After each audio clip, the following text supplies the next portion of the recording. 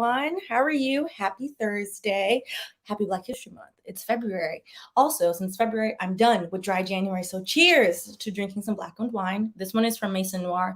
I meant to bring the bottle over here to show y'all, and then I forgot. So here's to a well-deserved sip on my end. Hey, Tiffany. Hey, Jonathan. We are a smidge late. So every Thursday around 7-ish, we have a live on Wine and Chill over here in my little corner of the internet. And mostly, as your favorite recovering lawyer, we're mostly going to cover recent lawsuits in terms of the live. And then outside of that, I think we're going to get into some commentary. So today, we are going to talk about the newest NFL lawsuit. And I say newest because the NFL is getting sued all the time. So yes, we're going to talk about specifically the Raggedy Rooney Rule, a bit of history into the NFL. We're going to talk about the current case. And, if it acts like a racist, talks like a racist, is probably a racist. And we're going to get into that as well. So I would say this case was one of the most spicy cases I've gotten to read in a while, which is fun. We've been going through some very dry lawyering. This lawyer that drafted this complaint is not dry in the least. So I think this will be a good one. Also, this case encompasses a few things that have to do with my background. So as a recovering lawyer, I am now a DEI program manager at a tech company. My job is to hopefully bring some inclusion, child. And some diversity into what is very homogenous in tech, having worked in tech all these years. So this case brings to us some history, a bit of background about America, a bit of background about America's most beloved sport, and how inequality is running rampant and has been since the founding of the NFL. So I think you all will enjoy this one. So let's get into it. So first, we're going to start with the Raggedy Rooney Rule. If you're not familiar with the Rooney Rule, do not worry. You will be all too familiar in about 5 seconds. So we're going to do this case a little bit differently. We're going to set up what the Rooney Rule is, why it was implemented, despite a whitewash history of why the Rooney Rule exists, and then we're going to get into the case. So the NFL implemented the Rooney Rule about 20 years ago, and the idea was because there were 0 to no Black head coaches in the NFL, despite 70% of NFL players are indeed Black. So this is from the lawsuit. So paragraph 12, we're going to jump to that. The Rooney Rule basically requires the NFL teams to interview at least one Black person in connection with any head coach vacancy. Let me make me smaller so y'all can see. Okay, perfect. Any head coach vacancy. They have now expanded it. It is they call it a minority candidate, a racialized candidate. They want to interview a Black or Latin person, specifically is what's called out. So the Rooney Rule has since been expanded to cover general manager and any front office positions, assistant head coach, and coordinator positions.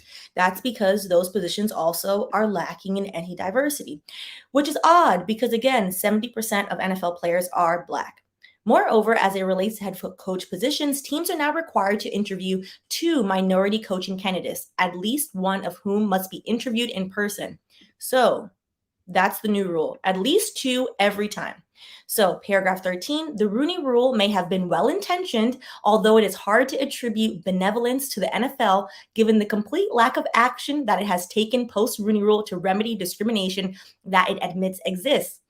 This entire complaint is full of shade. Now remember, a complaint is simply allegations. However, some of these allegations have screenshots, so some of them are indeed face value facts.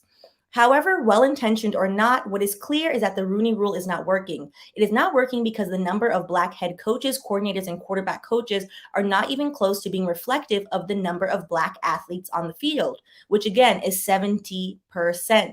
The Rooney Rule is also not working because management is not doing the interviews in good faith, and it therefore creates a stigma that interviews of Black candidates are only being done to comply with the Rooney Rule, rather than in recognition of the talents of Black candidates in the process.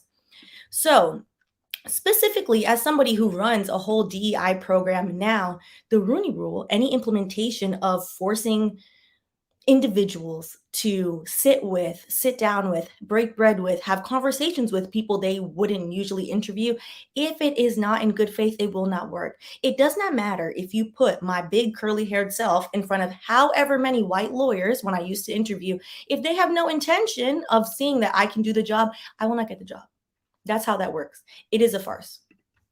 So now, a little bit of background into the history of the Rooney Rule. So this is from Sportskeeda, and to be honest, they're not the only publication reporting it this way, so not to call them out, but I always think it's interesting how the whitewashing of history, particularly American history, is so pervasive that people don't even bother to realize like what they're regurgitating.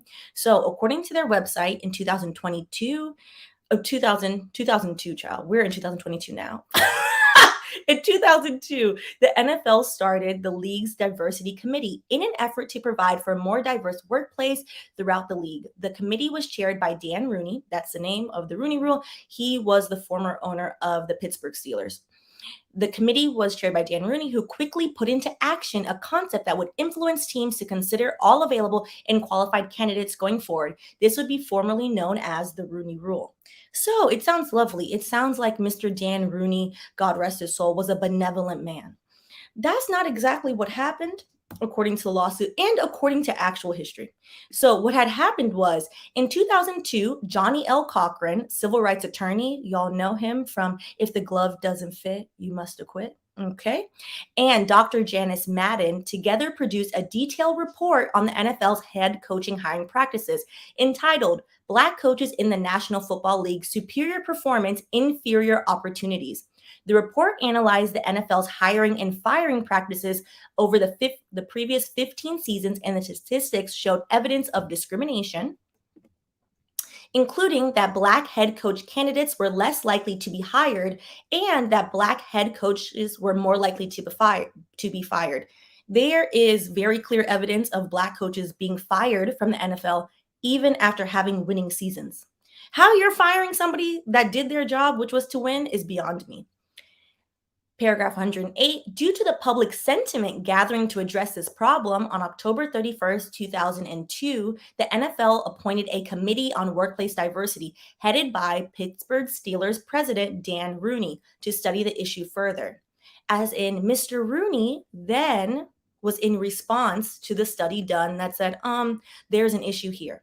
On December 20th, 2002, this committee issued its recommendations, including the NFL's team make a commitment to interview minority candidates for every head coach job opening, with limited exceptions. In December 2002, the owners approved this recommendation. There is a lot of foolishness that abounds on the internet. It's like the Rooney Rule is a quota that demands that Black people get jobs that they may not be qualified for. That is not true. The Rooney Rule requires that Black candidates and Latin candidates get an interview. An interview. The intention of the interviewer doesn't matter. It doesn't matter if they have never hired a Black candidate, which we'll get into the New York Giants, which in 100 years, the New York Giants have never had a Black head coach. That's why their record's shit. But anyways, I think it's interesting, and pictures are worth 1,000 words. These right here are all the 32 NFL head coaches. Oh, I'm in the way. Let me move me. Just in case you thought that one square was another Black man. It is not. 31 of them, as you can see here, are white men. And then you have Mike Tomlin over here is the one Black head coach remaining. That's it. That is all that's there. The Rooney Rule did not all of a sudden make a sport that is dominated by mostly Black players also have Black coaches. That never occurred. And as somebody who like now works in DEI, and that question often comes up, oh, we're going to institute a Rooney Rule, or let's try this out because we have a pipeline problem. The Rooney Rule is often the answer to laziness of, well, I realize, on my sales team, it's so much faster to hire for my network. And as a white man, my network also reflects, pretend I'm a white man, also reflects, other white men. So now I look around, my whole team is 6'1" white men because, I can only have tall white men. So then it becomes, Stephanie, I have a pipeline problem. I cannot find qualified Black, brown, Asian people. Don't know where they're hiding, which is odd, because the education rates, the most educated demographic in America currently stands, enrolled and graduated and indebted, is Black women. But it's always a pipeline problem. So if we have a Rooney rule and you force me to interview candidates without checking if I have a bias issue, yeah, that should fix the problem. That doesn't fix the problem because the bias issue doesn't go away. It doesn't go away whatsoever. People have conscious bias, people have unconscious bias, but it has become in corporate America, oh, all the bias, if I have any, must be unconscious. I don't realize I'm doing it. No, people have conscious bias all the time. For example, as a Yardie, I love other Yardies, of course. I can't hire a team of just Jamaicans and say, oh yeah, this is the best team. Well, if I only set out to hire the Jamaicans, how do I know that's the best team? I wouldn't know. That would be me saying like, "Hey, my conscious bias, I did what I wanted to do." Their entire team's built, when you look at them, everyone looks the same. And it might not be because they have an unconscious bias that they don't like black people, they don't like brown people. They might have a conscious bias where they love them. And them is a 6'1" white man. So they want to hire other 6'1" white men because they love them so much. Why wouldn't they want to replicate a bunch of them? It's narcissism. And in corporate, it's always very obvious. In law firms, it's one of the most obvious things. And it's always, it's kind of comical. It's kind of comical to see. So at this point, as an update, hold on, y'all know I can't see this. Let me zoom in. Okay. At the time the Rooney Rule was instituted almost 20 years ago, there were 3 black head coaches. 20 years ago, this was instituted. Now, in the year of 2022, there is only one. That marks a complete lack of improvement and, in fact, a move backwards in the wrong direction. So, this is a quote by sports writer Jamel Hill. Most NFL owners have been white men. Majority of them are white men. And they have seldom, also to just put in here, right, there are no and there have never been any black NFL owners. To be an NFL owner, the other owners have to vote that you can be an owner. It doesn't matter how much money you have. All those other 32 are like, a black owner? I don't know about that in our very illustrious club that is very light and very bright and very white. So continuing on, I'll just remove me. And they have seldom been willing to let African Americans or Latinos call plays either on the field or from the sidelines. This is no different from when franchises presume that black players weren't smart enough to play quarterback and lacked leadership skills to command men. The league's paltry record of hiring minority head coaches comes from the same mindset. And its primary effort to address the problem has been failure because a policy can't compensate for ignorance. If the NFL wants to create an equitable system for minority head coaches, the owners can't rely on a rule to create institutional change. They would have to actually be set to force the change or to be honest and say, hey, we haven't hired any black coaches because we don't want any black coaches. Instead of hiding behind a rule they made 20 years ago that has no results. So I think it is very interesting that we then get into the history. As a big history nerd, my Patreon is mostly just history. Let's get into the history of the NFL. All right. Don't worry, Jay-Z gonna come up at the end, child. I didn't leave him out. So, paragraph 36. The NFL has a tortured and unacceptable history with race relations that requires immediate focus in the first instance. The league remains mired in a culture that lacks inclusivity and where barriers to entry still exist today for Black professionals in leadership. So, the first iteration of the NFL began in 1920 and was rife with racism. In 1933, 13 years later, the league only had 2 black players. At this point, the NFL was reportedly financially viable and no longer needed black players to fill vacant positions. So basically, between 1920 and 1933, every once in a while, they would let a black player go on the field, but only because they couldn't get enough white men to sign up to ram their heads into other white men. That's a different conversation for another day. All right. Paragraph 41, this led to one of the most despicable moments in the history of professional sports in the United States. It is widely accepted that the NFL used the absence of black players as an opportunity to impose a gentleman's agreement to ban black players entirely. This initiative was led by the Washington football team owner, George Preston Marshall. The league's other founding owners included, but not limited to, Tim Mara of the New York Giants that, yes, in 100 years have never had a black head coach, appear to have colluded and cooperated in this widespread racial ban. Now, these are all allegations, but you can go and fact check because history is history. It was not until 1946 that Black players re-entered professional football. However, I think this should be noted because as with the Rooney Rule being positioned as, oh, this is the benevolence of Mr. Dan Rooney. No, this is y'all getting caught with your pants down and realizing like, oh, damn, we've been doing a thing and now people can see that we're doing a thing. Like, okay, let's go and make sure we have this rule. So when someone asks, like, of course, we're looking at everyone. We're looking for the best candidate is always the coded language.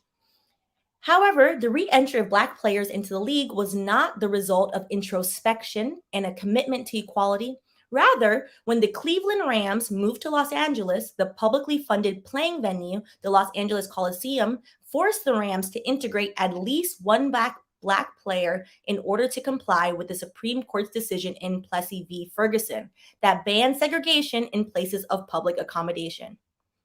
So, in layman's terms, you only have Black players at that time because the law was, oh, this is a public building, you can't have segregation. And because you can't have segregation, you need to have at least one Negro on the field. Hence that. Now, we won't go through all the dates, but here are just some dates in terms of timeline. It took 20 years for the league to hire its first Black official. It took another 43 years for the first Black head coach to be hired, which is Art Shell. It then took 76 years following integration. There has never been, I said it wrong. Now, after 76 years following integration, there has never been a Black commissioner and there has never been a Black majority owner of an NFL team. Not once. In a league that, again, is 70% Black players. All right.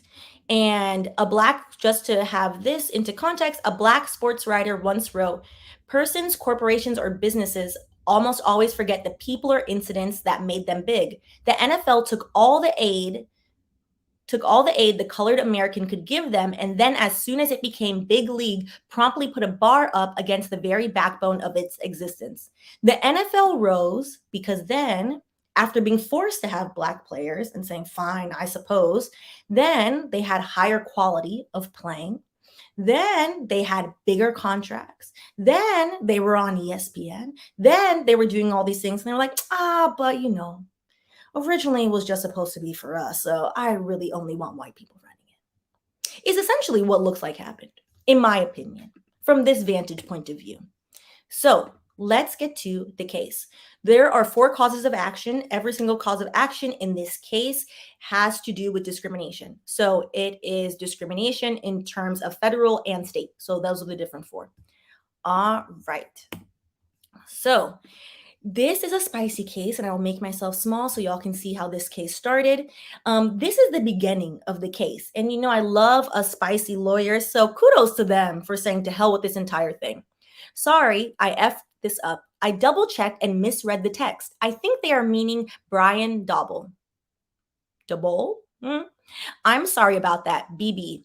Bill Belichick informing plaintiff Brian Flores 3 days before his interview with the New York Giants that Brian Dobble, hopefully I'm saying this right, had already been selected for the job. As in, they selected him and then still proceeded with Mr. Flores' interview. And then because, Dr. King gets thrown everywhere, let's put him in here. Morals cannot be legislative, but behavior can be regulated. This is actually a good quote. The law cannot make an employer love me, but it can keep him from refusing to hire me because of the color of my skin. All right. And to add the petty on top, as this class action complaint is filed on the first day of Black History Month, we honor the brave leaders that fought so hard to help break down racial barriers of injustice. Martin Luther King Jr., Harriet Tubman, Rosa Parks, Frederick Douglass, Jackie Robinson, and Mamie Till, to name only a few. Yes, that is an excellent opening. Excellent opening.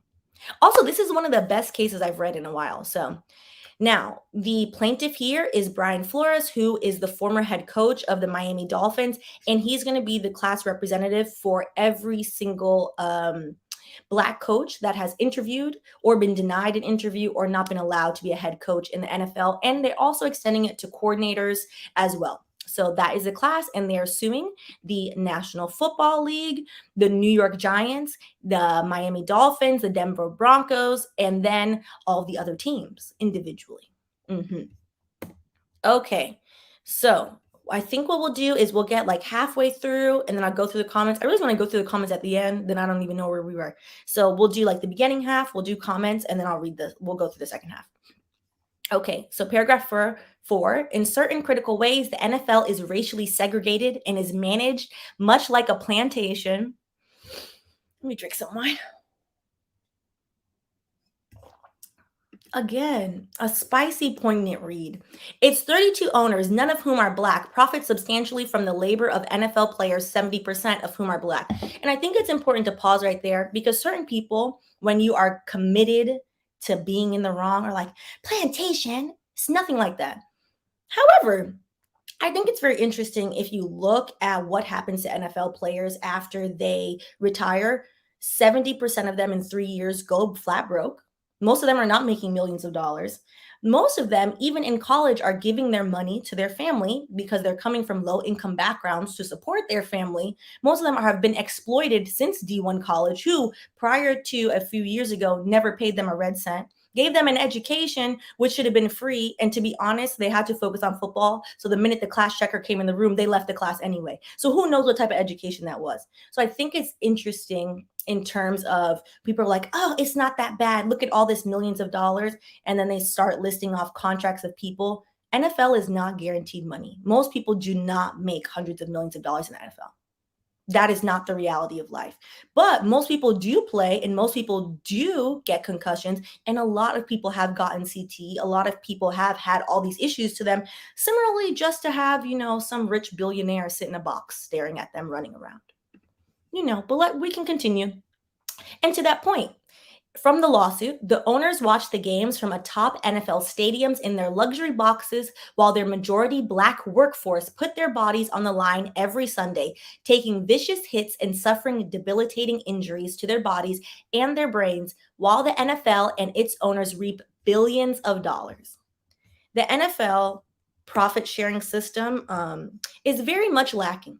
Very, very much lacking. So, in terms of numbers, these are the numbers currently. Only one of the NFL's 32 teams, so that's 3%, employs a Black head coach. Only 4 of the NFL's 32 teams employ a Black offensive coordinator. And I won't go through all of them. I'll just go through like some of the ones I thought were interesting. Only 3 of the NFL's 32 teams employ a Black quarterback coach, with the stereotype often being, oh, well, the quarterback and the quarterback coach, for many years, preference was very much white. Like, oh, can these Black players remember all these plays and do all these things? The answer is yes. The answer is very much yes. However, the way that the coaching and the owners have treated the players is very much giving no.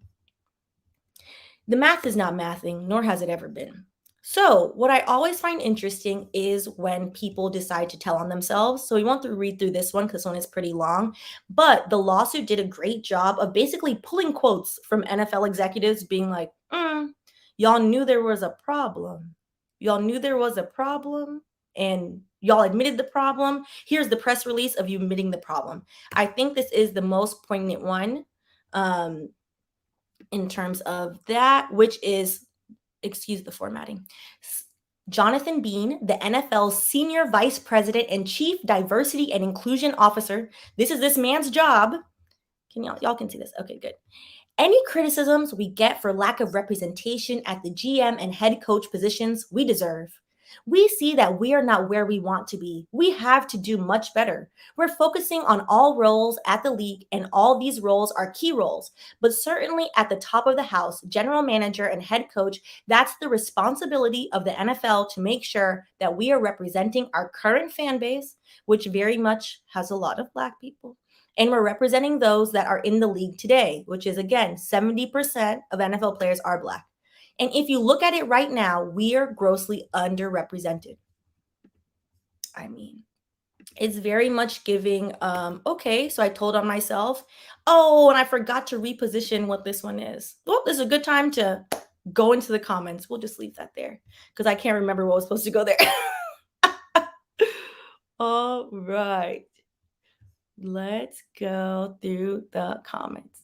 Hey, Jonathan. All right. Oh, thank you. Yes, that was very sweet of her.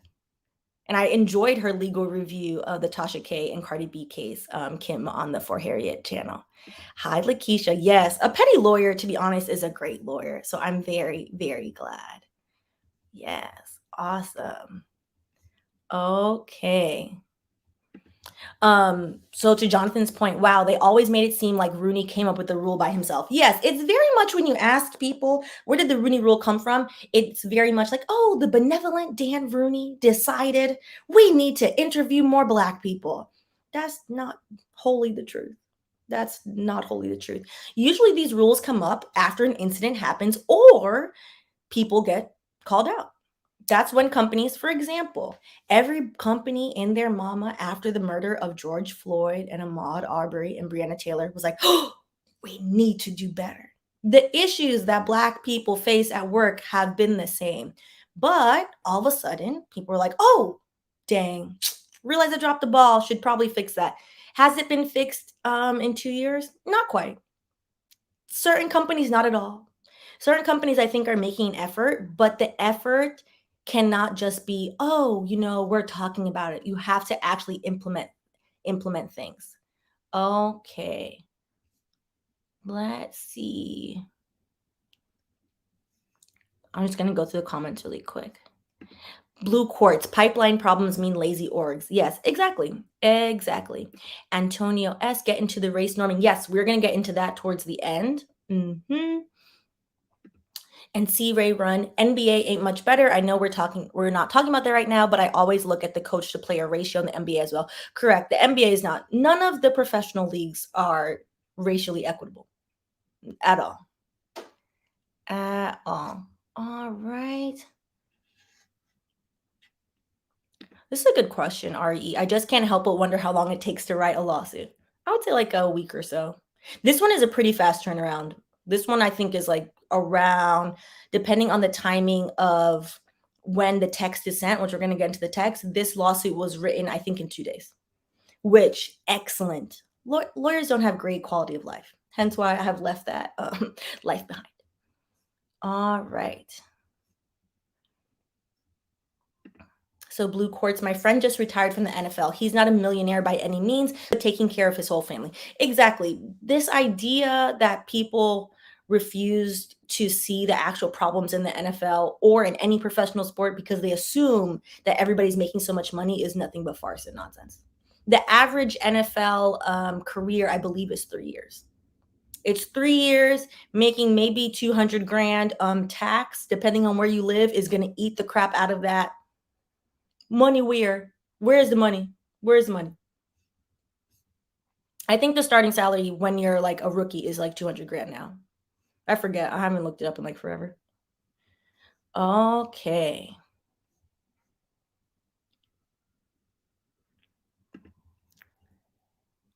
Hi, I'm glad you made it to the live. All right.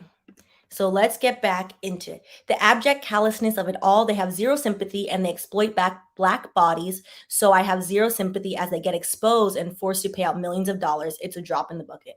Exactly. They need to get exposed. They need to change these things.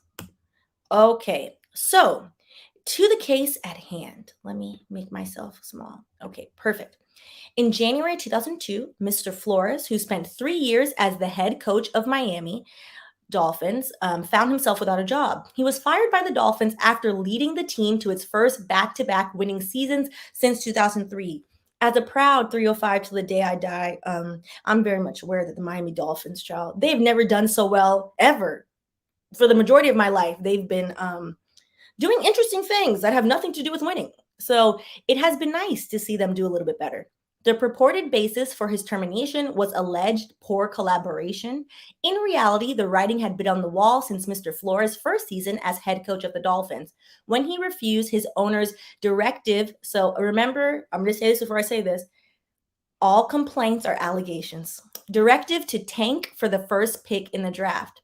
So if you're not familiar with the concept, If you have a lower ranking as an NFL team, you are higher up in the draft. So if you're higher up in the draft, then you can get the better player, etc. Usually, this is not so direct. Usually, the way this is achieved is people basically just set their let their second string play like foolishness and be like, well, let the kids run around. They're gonna do that well. But now we'll move up from the 20th draft pick. We can be number one, and I can get like that quarterback I wanted. I can get whatever I wanted. So the concept is normal ish, whether it's right or wrong is different. However, this explicitly what he's alleging is very much illegal.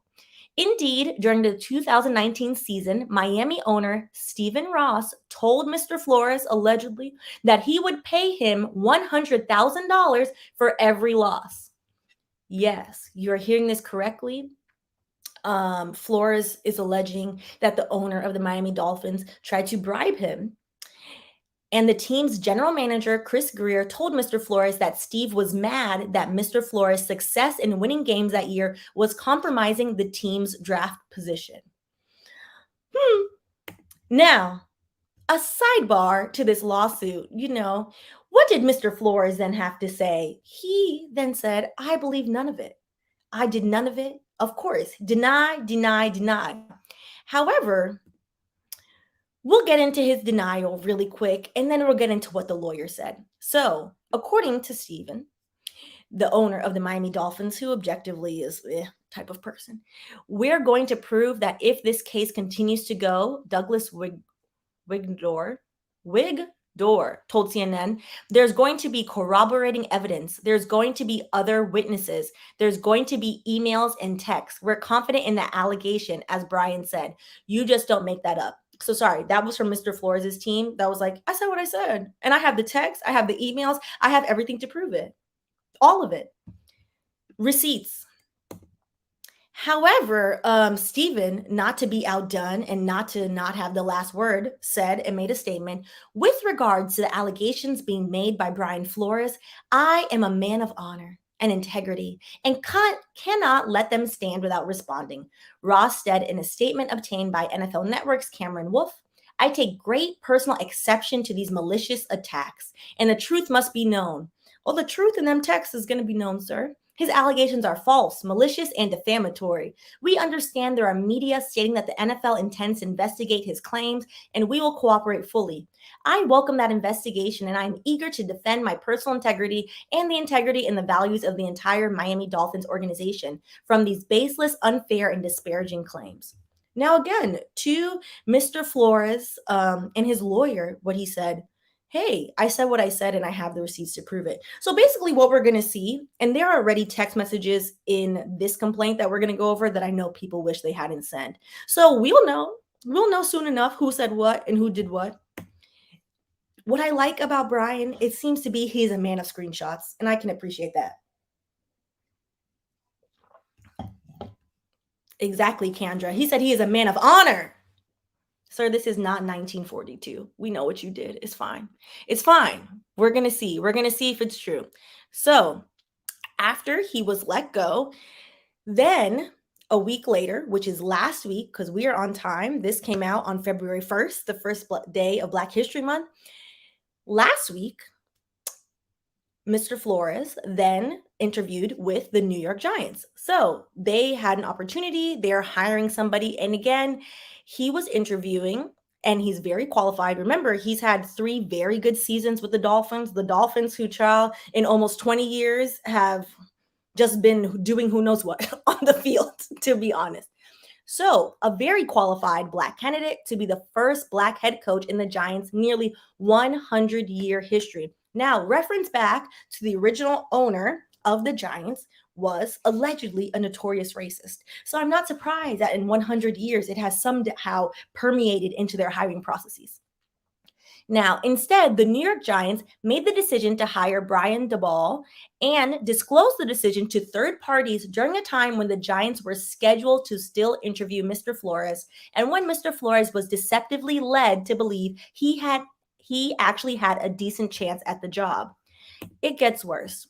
So, mind you, they had already told somebody they hired them, but Mr. Flores still had to go through with his interview. Mhm. So on Wednesday, January 26th, just last week, Mr. Flores was forced to sit through a dinner with Joe, child, all these names.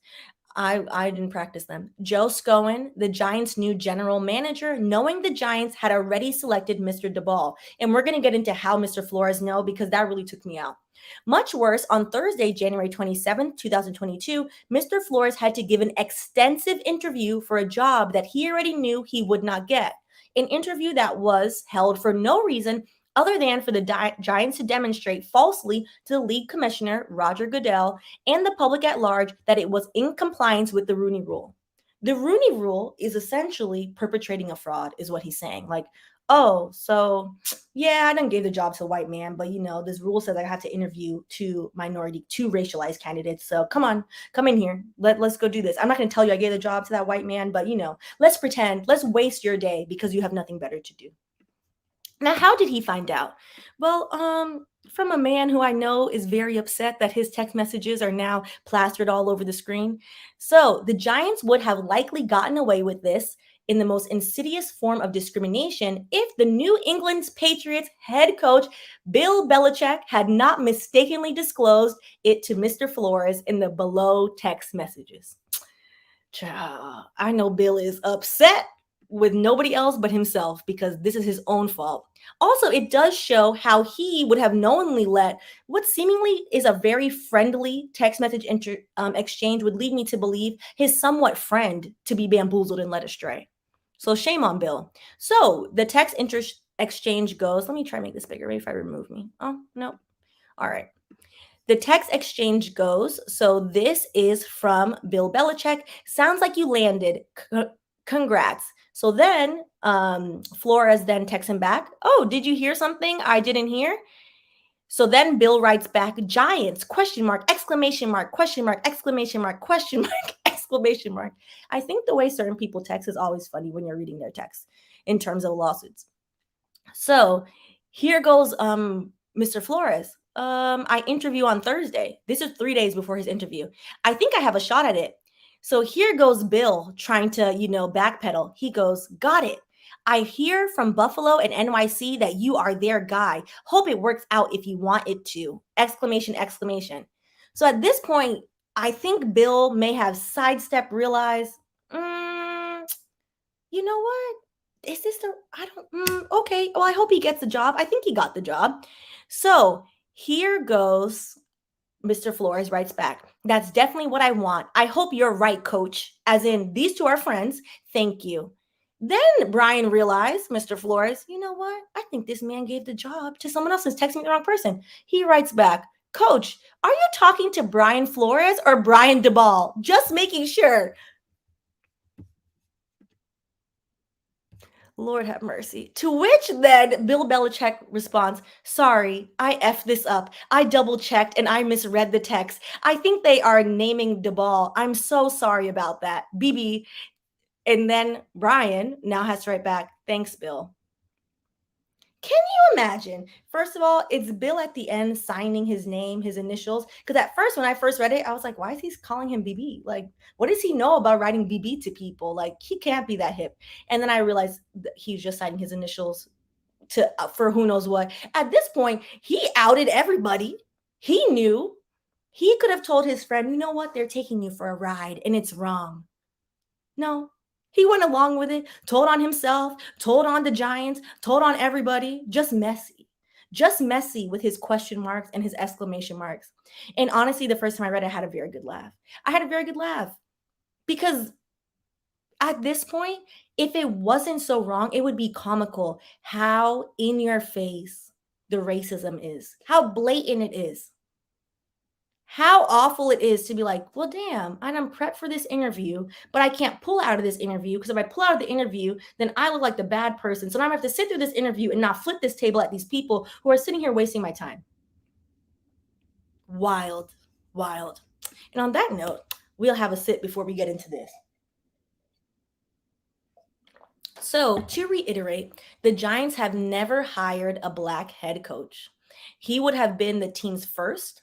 But, however, year after year, the Giants have interviewed Black candidates for open head coach positions, likely due only to the requirements of the Rooney Rule, without ever hiring one. I would like to be reimbursed for my time if I was a Black head coach who wasted all my time. And to add insult to injury and to drag everybody and their racist mama into it, paragraph 21. Incredibly, this was not Mr. Flores' first sham interview that was held only in an effort to comply with the Rooney Rule. Indeed, in 2019, Mr. Flores was scheduled to interview with the Denver Broncos. However, the Broncos' then general manager, John Elway, president and chief executive officer, Joe Ellis, and others, mind you, if I'm not mistaken, John Elway used to play football as well, so it has been much easier for white men to rise through the ranks and to do other things besides run their head into other people. So John Elway, Joe Ellis, and others showed up an hour late to the interview. So not only were they an hour late, apparently they were completely disheveled, and it was obvious that they had been drinking heavily the night before. It was clear from the substance of the interview that Mr. Flores was interviewed only because of the Rooney Rule and that the Broncos never had any intention to consider him as a legitimate candidate for the job. Shortly thereafter, Vic Fangio, a white man, was hired to be the head coach of the Broncos.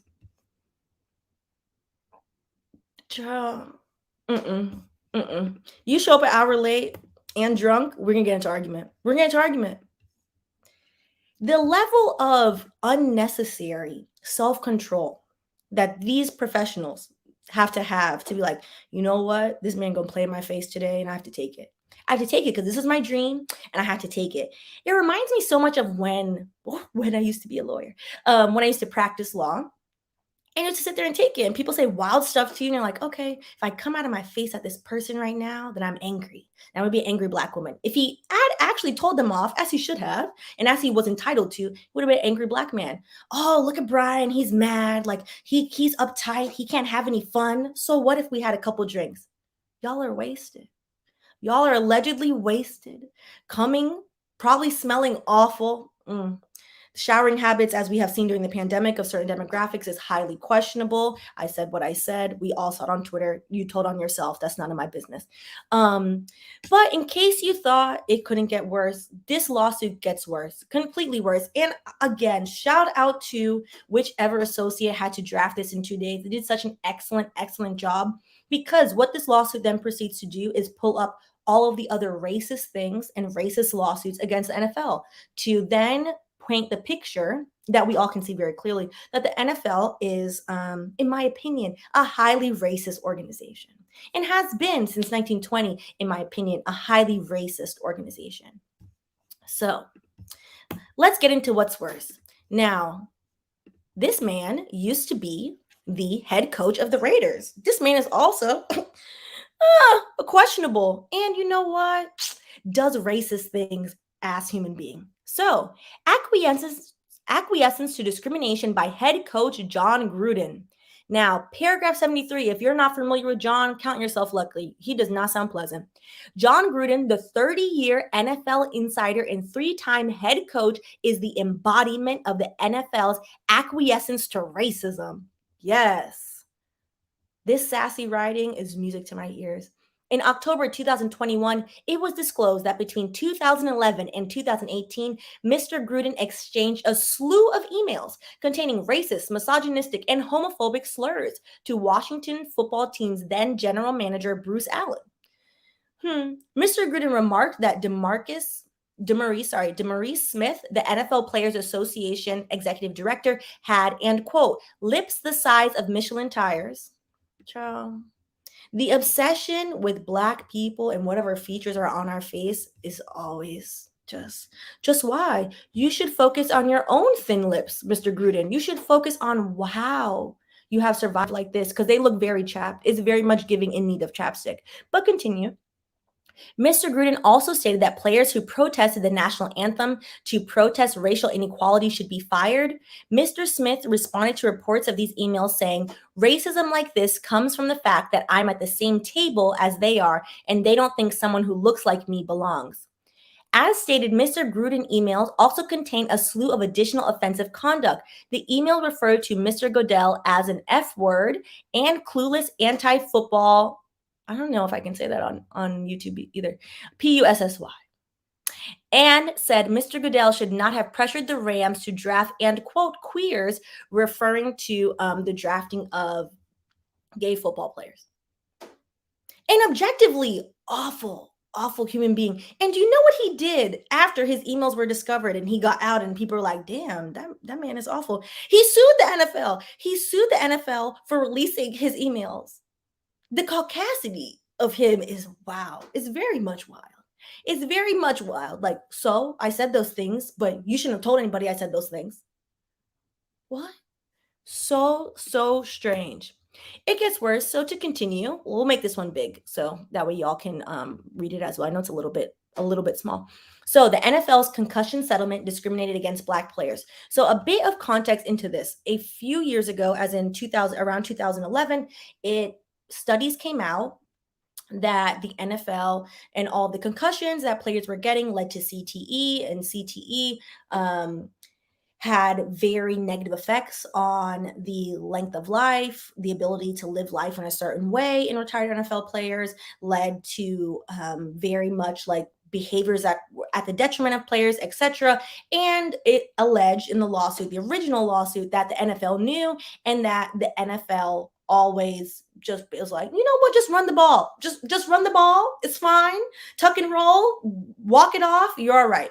So in around 2011, there was a huge lawsuit. So everyone was like, look at the NFL finally admitting they're going to pay for this. They're going to give the players the medical attention they need and stop making them run around with concussions and then get CTE. Or so we thought. There isn't a lawsuit now currently. So now I'll go away. There's a lawsuit currently now that was filed. Hold on one second. I'm going to tell you who filed it. Hold on. I got to scroll on the other side. Where is it? I'm lost. Okay, there we go. So, according to a lawsuit filed by former Black NFL players Kevin Henry and Najee Davenport, as well as media reports, the NFL began regularly insisting that physicians use quote-unquote race norms in determining whether a retiree had suffered cognitive impairment, which we're going to get into exactly what that means. So, Paragraph 98, as alleged in the race norming lawsuit, the National Football League has been avoiding paying head injury claims under the settlement agreement based on a formula for identifying qualifying diagnoses that explicitly and deliberately discriminate on the basis of race.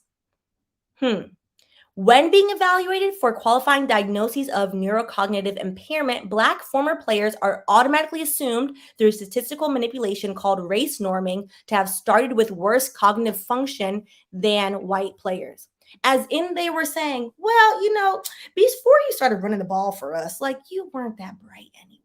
You weren't that bright. And because you weren't that bright, you know, according to NFL, I'm not going to give you all this money. I refuse, actually. Why should I give it to you? This is textbook eugenics. So, put another way, the NFL insisted, according to this lawsuit, that white people simply have better cognitive function than Black people. They have clearly never sat in a law school classroom full of mostly very high ego, self-inflated, narcissistic young white men who open their mouths to say very foolish things. Interesting. Very interesting. Thus, if a Black person was found to be cognitively impaired, the NFL allegedly would often not accept that diagnosis unless the physician gave adequate consideration to the possibility that Black people simply do not function cognitively as well as white people. This is literally textbook eugenics. That is the very definition of racism, the assumption that someone is not as smart as another person because of the color of his or her skin. Child, throw the whole thing away. Throw the whole thing away. Baseball is very boring to watch on TV, but in person it's fine. Like, you know, throw it away. Throw it away. Throw it away. Throw the NFL away. I cannot be bothered. I cannot. So before we get into something a little bit lighter, let's go through the comments. All right. Opulence Prime. Wow. Are we linking cognitive impairment to what we are predisposed to? they're acting as if they did not recruit a bunch of talented young Black men to run around on a field as watched by rich white people in the box to run their head into each other, which is 100% on the NFL, when they should have said many years ago, yeah, you know what, running your head into people, we told you the pads would help and all. Yeah, it's not really giving what it's supposed to give. Nothing is going to help you, really, to be honest. All right. Okay.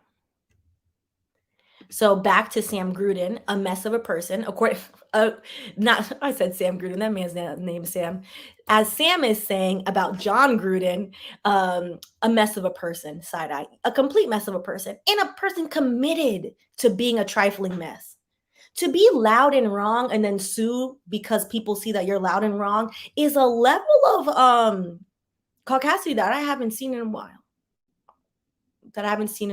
It's very interesting. Very, very interesting. To Kandra's point, clearly he doesn't support CRT. Clearly not. I mean, whatever he supports, we should just run the other way. He seems he seems a lot, to Sarisa Lee's point, disgusto. Yes, he seems that. He seems very much that. All right. Hi, Tanaj. Hope you're staying warm in Detroit. All right. And then to WJ's point, colonial people, them. All right. So let's continue on. Hold on. Now into something a bit lighter than that. Now, I don't have the Twitter, but I do go on the Twitter when people send me stuff. And these were the top tweets of the day. Somebody said, what about Jay? Don't worry, I didn't forget about him. Here he is right here, smiling. And according to Jedi Mike, in light of Brian Flores' lawsuit against the NFL, here's a little reminder of that time the NFL staged this photo op with Jay-Z and tried to pretend they ended racism.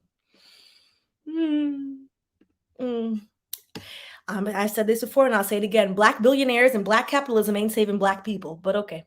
We're not ready for that, and we're not going to talk about it today. And then Kimberly A. Martin, NFL, end racism, white thumbs up. Brian Flores, ... on the first day of Black History Month. Yes.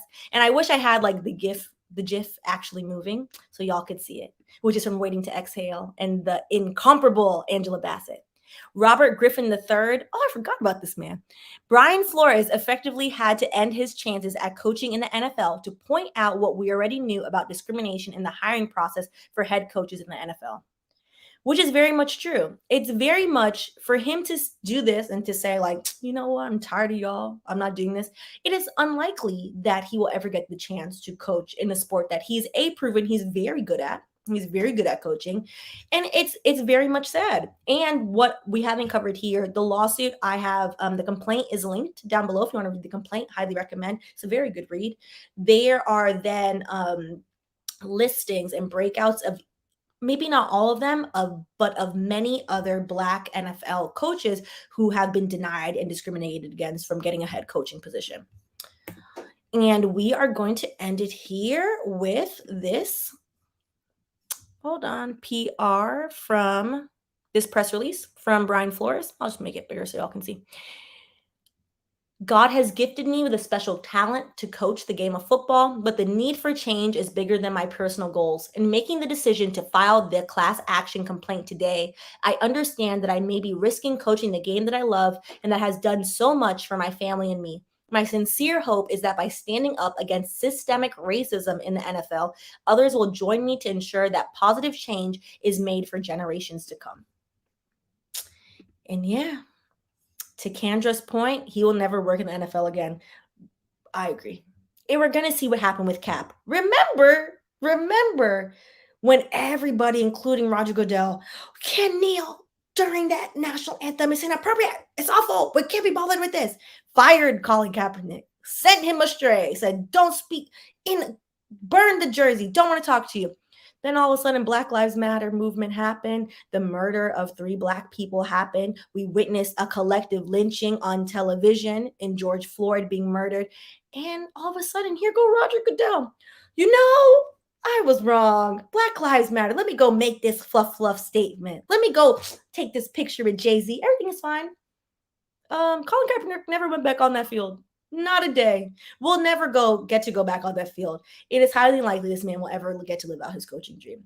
But it is very admirable for him to take a stand and say, like, hey, this isn't right. This is not right. How are you going to implement a rule and 20 years later you have less black head coaches than you started with? And people saying like, oh, they're just not qualified. That's farce and nonsense. That's farce and nonsense, boo-boo. And you know what a good example of, I would say, people's very much conscious bias and love of themselves and love of whiteness. One of the biggest examples in the NFL of that is Tim Tebow. Tim Tebow, if you forgot about that man, I mean, he had a very lackluster NFL career, was the darling of America, played for the Gators, was the best college football player, was so good, went to the NFL and flopped so hard, like laughable, like awful. Tim Tebow's living his best life. That man is a commentator. He's getting a check. He has sponsorships off of literally a failed career, failed NFL career, failed. But people in their conscious bias is like, oh, we don't want to let him fail. So, we gotta let him do something. Let him do some of these things. Never give those chances to black people. Never give those chances to the black head coach who literally some of them have been fired while winning. Mr. Flores' example was winning, was doing well, and then was told, oh, you're combative. You're angry. People don't like that. You're angry. I don't want to deal with it. But yet Gruden over there for 30 years is over here calling people the F word, saying racist things, doing mad, wild shit at all times. Thank you, Kendra. I appreciate you. Thanks for walking us through the history in the suit. This is definitely something to watch. Oh, I appreciate it. Thank you. I think the history is very much needed because America and in general, Western countries, Europe, has allergic reactions to proper history, allergic reactions to saying like, yeah, we did that. Yeah, we swept on the rug. Yeah, we're continuing to do it, which is why it just perpetuates itself. Then you have these fake marketing schemes of, oh, see, look, we're hiring black people. Well, we're not hiring them, but we're interviewing them. We're showing up drunk to the interviews, but what does it matter? We're all sitting there. He looked happy. Brian looked happy, and I was there and he was there, and we were smiling. It was fine. Everything is fine. It's foolishness. All right. Thank you, Antonio. It's crazy how Gruden got outed during the investigation into Daniel Snyder. Now that's your real monster. It's mad problematic nonsense running around in a lot of these organizations. People seem to somewhat now be like, oh, systemic racism. And they stop there. They don't want to get into the history of it, what that means, what institutions are systemically racist. This lawsuit, which I highly recommend that you read the complaint, link below, is a great walkthrough of, okay, this is how an organization was started with racist principles, was started by racist people. No one ever uprooted any of those things. So yes, 1 + 1 = 2. It would be easy to deduce. Yes, the organization is probably still racist. Yes, in my opinion, looking at the organization is very much giving racist. It is what it is. All right. So let's see. See Ray run. People still believe if we move on without addressing the elephant in the room, the elephant will suddenly disappear. LMAO. The elephant ain't going nowhere. You could ignore the elephant. You could pretend the elephant is a coat rack and put coats on the elephant. The elephant is sitting there looking at you. Thank you, Avery. I appreciate it. Oh, y'all are so kind. If you donate to my channel, money goes towards my student loan. So I appreciate y'all. Kendra, Tim Tebow's trash. They gave him 20 pillows to land on. The amount of accommodations that man has had, wild. It's wild. It's very much wild. All right. Really, my bell. They let Tim Tebow try to come back this past season with Jacksonville Jaguars. See, I don't have patience for this. It's laughable. It's very much laughable. It's very much laughable. All right, Lydia. I don't think he'll work in the field again, but he has an interview with the Saints coming up, though. Who dat? Yeah, shout out to New Orleans. Who dat? I said it wrong. Sorry. I used to live in New Orleans. It was my favorite city in America. Exactly. It's really the evangelicals carrying Tim, and for what it's worth, they're a mess. But they very much rally behind what they rally behind because it's just them. So to Sam's point, Christians love Tim Tebow. Dot dot dot. I'm like, okay, like what does that have to do with him being able to play? Like the skills are literally not there, but people will rally behind him. He had one job. He had one job. He did not do his one job. I don't understand why he's still a thing. I have no idea. Also, he says like stupid stuff sometimes. I'm just like, just go away. Just go away. So, to Jace's point, the they aren't qualified BS is so funny to me because if you ask me, Black people are usually the most qualified people in the room. I've said this before. Well, maybe I don't know if I said this on YouTube, but I definitely said this like in my role as DI program manager and like when I was a lawyer. If you have a Black candidate that has gone to the final round in any interview, particularly in corporate America, but anything, the amount of obstacles for them to convince you in your likely all white panel that they belong there, the amount of mental fortitude to do that is bar none. Is bar none. Because most candidates, they don't have to think about that. They don't have to think like, damn, if I wear my hair curly right now, they're gonna bother me. So I gotta put in the bun. So I have to do this. Like, okay, well, I can't like chat patois to them because they won't understand. Like, okay, fine. Like, I have to make sure I look cheery enough. I have to make sure I'm smiling because I can't be an angry Black woman. I have to make sure I do this. I have to make sure I use all the buzzwords, but also I have the backup to all those buzzwords. Make sure I use examples of my past work and this and that. Like, just for you to then hire somebody beforehand and not tell the Black candidate, like, oh yeah, I already chose Susie, but you know, this reminds me a long time ago when I think I was when I first graduated. Thank you, Avery. He outed them because he lost to them twice in the Super Bowl. All right. Oh, so a long time ago, just to bring up an anecdote of mine, I interviewed at this law firm. Ironically enough, I should have known that it was just bad juju. They were in a building, and the building number was literally 666, which I had never seen. Like usually they omit those numbers, they omit that, and they omit the 13th floor in most buildings. Like in America, it's like, oh, it's bad luck, whatever. That was the building number. So I remember looking at it like, oh, this is a little weird. And they were paying good money, this law firm. So I was prepared for this interview. Like I had all my mentors prep me, I had all my friends prep me. I was like, oh, I want this job. And mind you, in context, I have never worked at a law firm. And this is one of the reasons. So I'm ready. I get into this office and like, I know what to expect. I'm like, it's not going to be anybody like me, but I want this job. I want this job. It's going to help me. I'm going to pay off my student loans. Okay. I walk up. My name is Stephanie. My last name, like, I'm Jamaican. Jamaican people are colonized. It's a very much a white last name too. Okay. I walk up. The receptionist was a young Black woman. She looked surprised. Happy though, like, oh, they're going to bring a Black woman. Yes. She was so nice to me. I could tell she was surprised. She wasn't expecting that. Apparently neither were the interviewers. They weren't aware that I was Black because they didn't look on the LinkedIn. Okay. They looked a little surprised. All right. This is what it is. I'm used to the surprise. Fine. We have the interview. I aced that interview. I knew I did well. So they give you like an assignment when you're a lawyer. Usually it's like contract drafting. So like you have to redline something, or like if you're doing litigation, sometimes it's a memo, etc. This was for a litigation role. Was this litigation? No, I think it actually was a contract. So I had to redline this contract. I was like, okay, cool. Like I know I can do this. I'm very good at this. Like, okay, great. I do it. I make sure I check it. I did a great job. Okay, great. I give it to them. I go in for the second round. So now they know I'm Black. So I'm like, okay, you're fine with it. Great, lovely. Before I even went into the office, the second interview, they sent me an email. Wow, Stephanie, you did the best on this assignment out of anybody be interviewed. I said, oh, thank you. So now I'm like, oh, I'm gonna get this job. I did great. Whatever. I'm there. We're going back. Okay. So I go back and they're like, we want you to meet with the partner. I said, great. I meet with the partner, lovely middle-aged white man. I was like, wonderful. Okay, cool. Next thing that happened, he's like, oh, do you want to see the office? I'm like, okay, I guess. Like the office, mind you, it was very much like regular. There wasn't like this nice, like WeWork stunning office. I don't know why we were doing a tour of this very mundane office. I'm like, okay, I guess. Why did he then proceed to parade me around this office and literally, okay, come, Stephanie, let's go meet so-and-so, push me into every single office to then show everyone like, oh yeah, we interviewed a Black candidate. It became very apparent by the time we went into the 9th office, to which the lawyer receiving me was like, Oh, okay, good. Excited. Like, it's nice to meet you. Everybody's being friendly. Nothing's weird. And I'm like, am I getting paraded? I'm getting paraded on this hall. I'm like, this is so weird.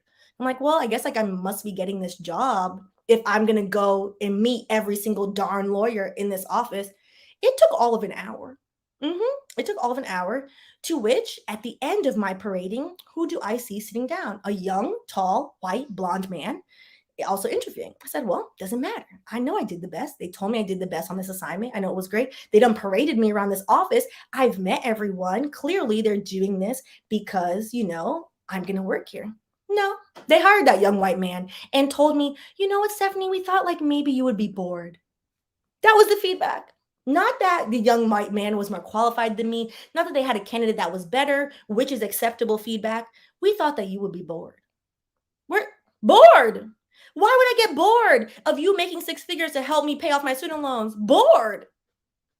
It was the most odd thing.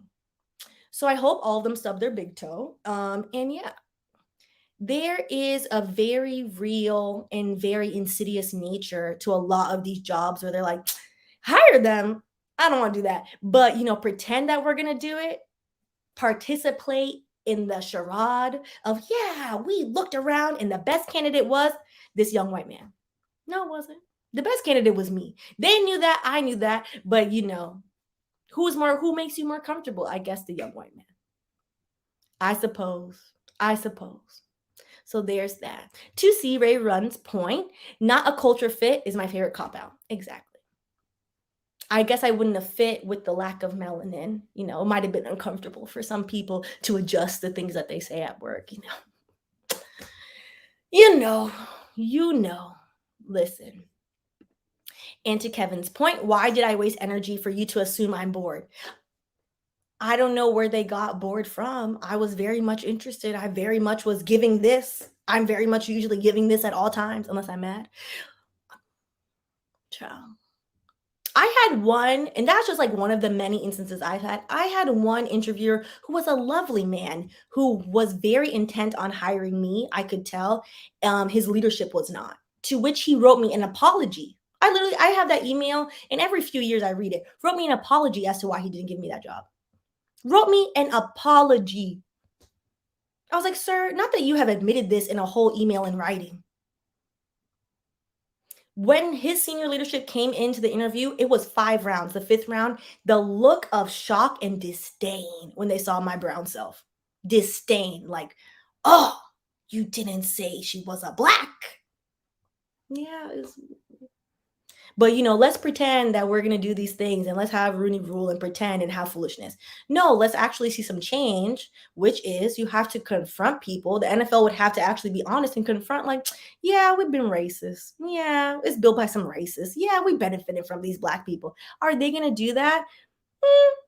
Is this lawsuit gonna force them to do something? We're going to see some movements because it looks again like Mr. Flores has all of the receipts. And I love to see it. You can't really argue with receipts. And the court of public opinion generally sometimes can push people to do the right thing. Does it take time? Yes. Will we get the outcome of him getting his job? No.